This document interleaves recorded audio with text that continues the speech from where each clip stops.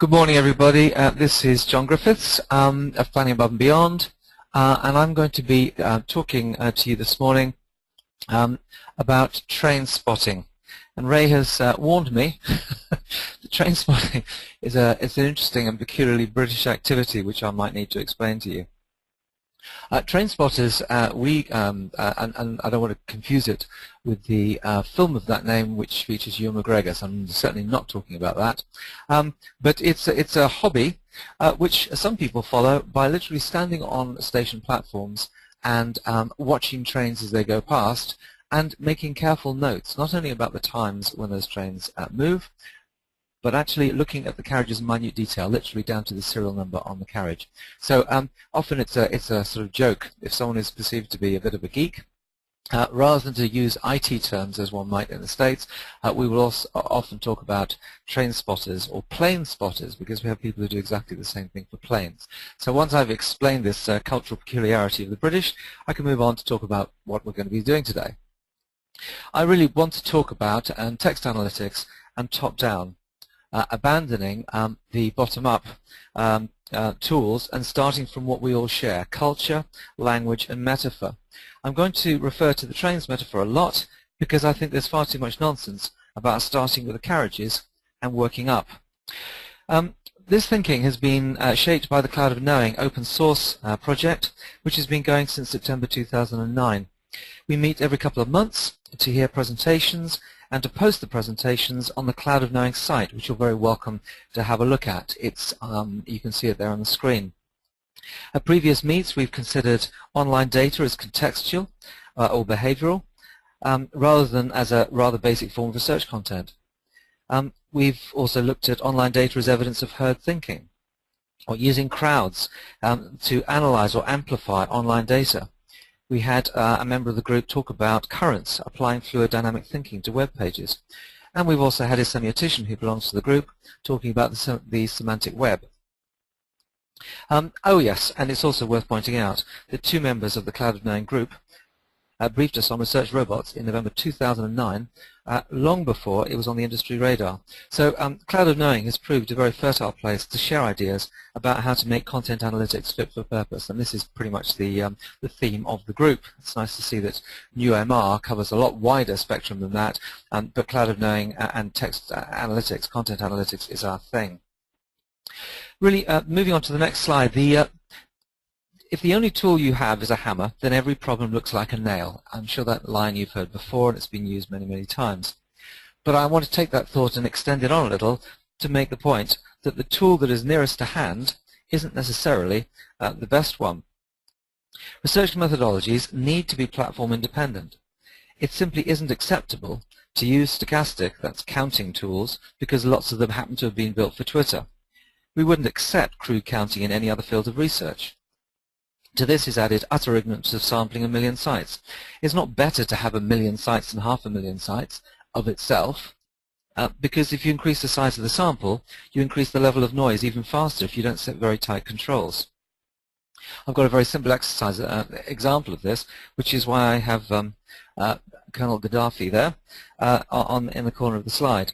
Last week, Boing Boing published an analysis by keyword of the Libyan situation. And we saw a series of graphs as Tripoli and Gaddafi went up and Venezuela went down. Violence also went up. But clicking on the violent graph, I found myself awash in tweets about domestic violence. They had absolutely nothing to do with Libya, but they were being presented as if they were. This is almost data without analysis.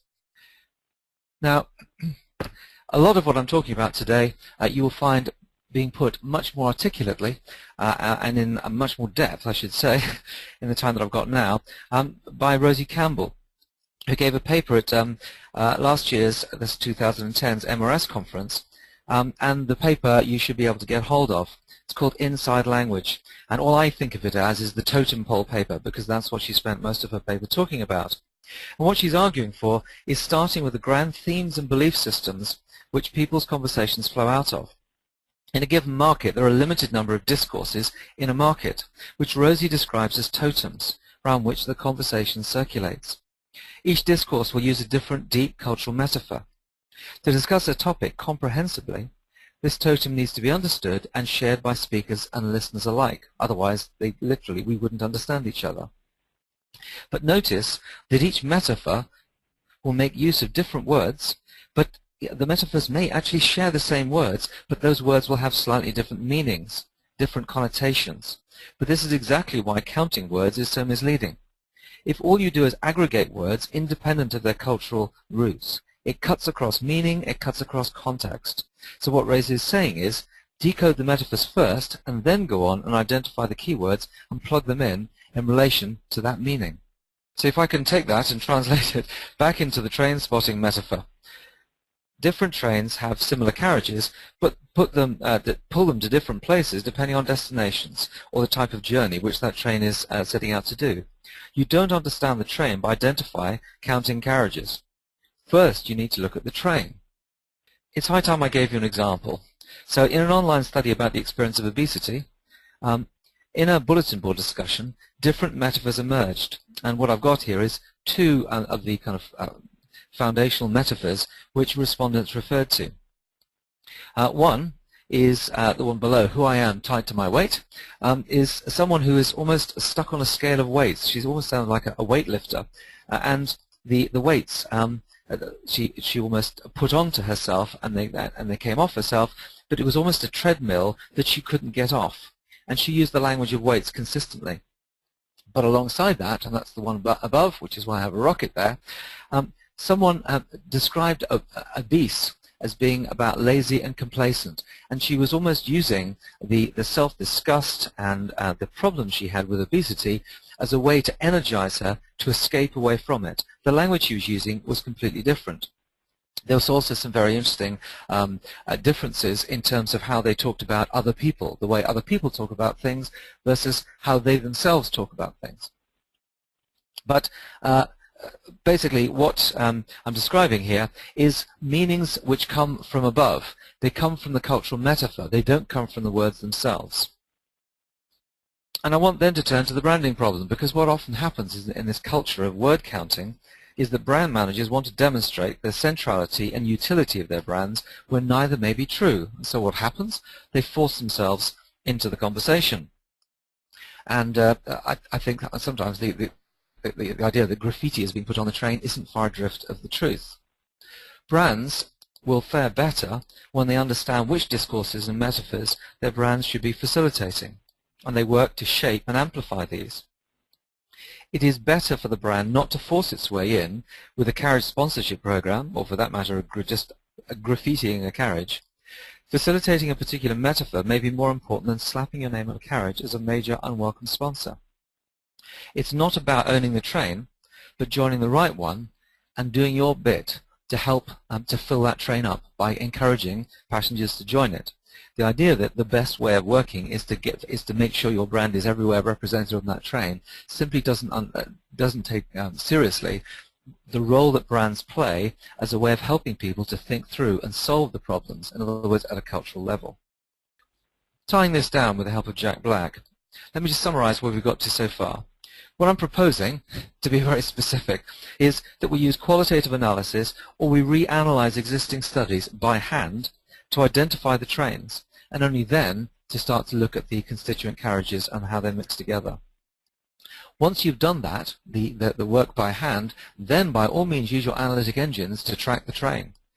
That is an automated process, but you have to tune and train the engines before you can use them.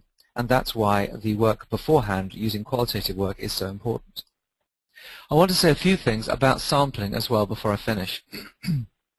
Picking which station platforms you're standing on, you'll see here's a train spotter who's not merely counting the carriages or taking down numbers, they're taking pictures, and that is indeed what train spotters do. No analytics engine tracks all the carriages. That's why sampling is critical, because you need to decide which trains you're going to look out for. And I propose grading data samples by their place on 3 curves, and not just to use any and all data that turns up. We need to establish which class of data is most helpful to identify the different trains. Clay Shirky, in his book Here Comes Everybody, introduces the idea of the power curve. It's very different from the population distribution curve. Some authors are much more prolific than others. and he gives a particular example about photographers posting photos. Some content is much more visible than others. Some things online are seen by literally millions of people. Some are seen by barely anybody. We cannot treat all data as the same just because there's so much of it. So what I'm proposing is that we look at these, we use these three curves and where the data occurs on each of the curves. The first one I call the curator's curve. How often the author has posted on the same topic. Frequent authors will develop their own connotations. They'll refer to their own previous postings. That's very different from one-off comments, one-time mentions where there's no evidence of deeper interest. Where on the curve does the data concentrate? I don't believe it's equally distributed all the way across. Can I also point out that I know there are several systems which talk about influence and talk about authority. When I talk about curator curves, I'm not talking about whether it is in fact influential, merely how often the author posts. So that's why I've called it a different name, the curator curve. If I then turn to the next curve, I have the audience curve. How many have looked at this piece of information? One of the problems with online communities is the overdependence on the postings of a minority of people. A tiny number who produce most of the content, but hardly anyone has actually read it. Does a much read or a densely scarce read posting tell us more about what sort of train we have? So this is the second curve. The third curve is a recent addition, which is the context curve. Any clues about whether the data is produced close to context? Now this would have been quite difficult and arguably quite arbitrary a few years ago, but because of the way in which so much online posting is moving to mobile phones, which allow us not only time-date stamping but also geotagging, it does mean that we can start to look much more closely at how close that comment is to actual usage or purchase, or whether it's reflective, away from the immediate context, or even if it's detached from the direct experience. So it could be somebody writing about breakfast, but they're writing about breakfast at 3 in the afternoon. We may not need to sample everything, but a limited data set from different parts of the three curves. And I hope you'll appreciate that each piece of data would belong to a different part of that curve. To give a particular example, I'm going to take insomnia, because we might find at one level, on the curation curve, that detailed diary content is produced by insomnia sufferers who simply want to tell other people or to kind of describe their experience. It may or may not be accessed by other people, but the words that are used and the extent to which this is seen by other people, it seems to be something we have to take into account. And the third thing is, of course, where it fits on the content curve, when and where the content was created. Was someone taking video footage of someone suffering from insomnia, or taking a picture of the room they were in, or whatever what they thought might have been contributing to the insomnia? The point is that we don't have to treat all data the same, and it's probably unwise to do so. So let me summarize. Let's start with the trains before we worry about the carriages. This is a top-down approach. Secondly, to use sampling. Grade the data. Don't rely on the size of the data set to bring clarity, because the noise increases faster than the signal if you simply lump data together and try to find ways of reaching more and more sites to scrape more and more. And my last point is, don't use a tool just because you have it, or even worse, because it's free. I didn't even mention sentiment analysis. I shouldn't have to. So hopefully that concludes. It's clear as to what I'm proposing. Thanks very much for listening, and over to questions.